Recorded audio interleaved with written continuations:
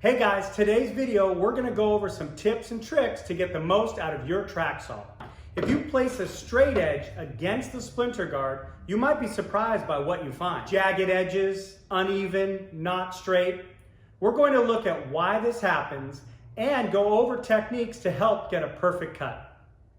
There are three things that can cause an uneven cut.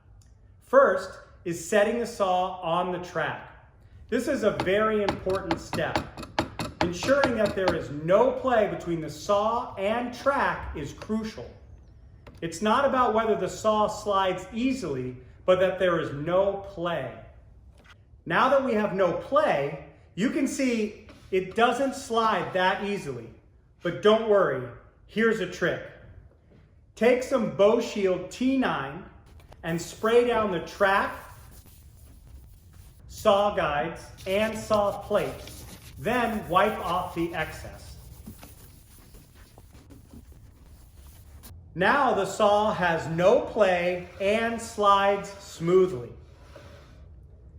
Next important factor is technique. If you push with force, intersecting the path of travel on either side, you can easily tweak the saw. Pushing in line with the rail is vitally important to get a straight cut. Third factor that will affect the saw is the speed of cut. It's very important to let the saw do the work and not force it. You can both feel and hear the saw when it's working too hard.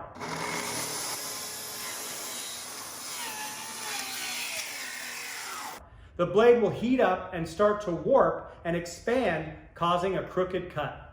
The right blade for the job is always a very important factor. Here's a ripping blade and a crosscut blade. You can see there's a big difference.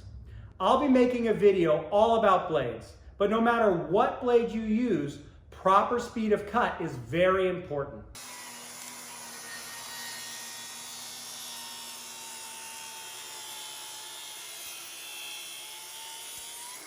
If you apply these three factors, you should end up with the best cuts possible with your track saw. Thanks again for watching. Please hit those like and subscribe buttons and let me know in the comments what topics you would like to see for future videos. See you next time.